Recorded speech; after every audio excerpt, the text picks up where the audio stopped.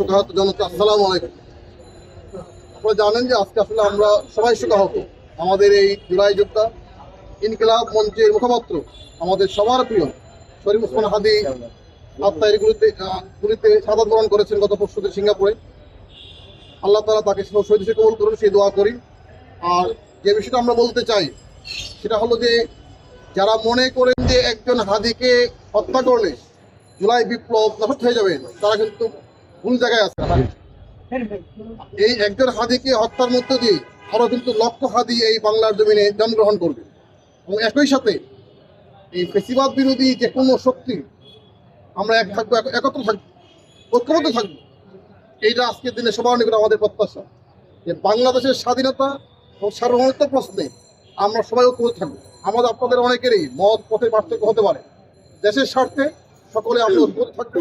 এবং বিশেষ করে যারা জুলাই যোদ্ধা রয়েছেন, আপনাদের প্রয়োজনে, দেশের প্রয়োজনে, জাতির প্রয়োজনে আমাদের ঐক্যবদ্ধ থাকতে হবে।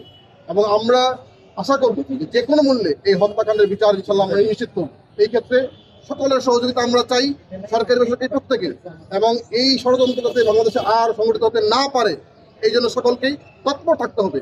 আমরা চাই না আমাদের এই হাদির মতো আর কোনো তরুণ প্রাণ, আর কোনো নেতা এই বাংলার জমিনে এরকম ষড়যন্ত্র শিকার হোক। বহুত হয়েছে, আমরা আর একটিবারও আমরা বরদাস্ত করবো না এবং যে কোনো মূল্যে এটা আমরা প্রতিহত করতে চাই। এবং আমি মনে করি এখন সময় আসছে শুধু প্রতিবাদ নয়, এটা প্রতিহত করতে হবে। এবং আমাদের প্রশাসনিকভাবে যা ব্যবস্থা নেওয়া সেটা অবশ্যই নিব। আরেকটু অনুরোধ থাকবে সকলের প্রতি, আমরা জানি যে আমাদের সহযোগী যারা রয়েছেন সকলেই এখানে শোকাহত, কিন্তু দয়া করে আমরা এমন কিছু কর্মকাণ্ড করবো না যেটা মানুষের কষ্ট হয়, সম্পদ বিনষ্ট হয়, নিরীহ মানুষ কষ্ট পায় এবং রাষ্ট্রের কোনো ক্ষয়ক্ষতি হয়, আমাদের ইমেজের ক্ষতি হয়। কেউ দয়া করে আইন নিজের হাতে তুলে নেবেন না। আমি আশা করব সিলেট সম্প্রতি শহর, সম্প্রতি অঞ্চল, জেলা এটা যেন আমাদের বজায় থাকে। যিনি অপরাধ করবেন তাকে শাস্তির আওতায় অবশ্যই আসতে হবে, কিন্তু একজন শাস্তির কারণে যেন অন্যজন যেন পানিশমেন্ট না পায়, অপরাধের কারণে পানিশমেন্ট না পায়, সেটা আমাদের খেয়াল রাখতে হবে। সবাই ঐক্যবদ্ধ থাকবেন, দোয়া রইল।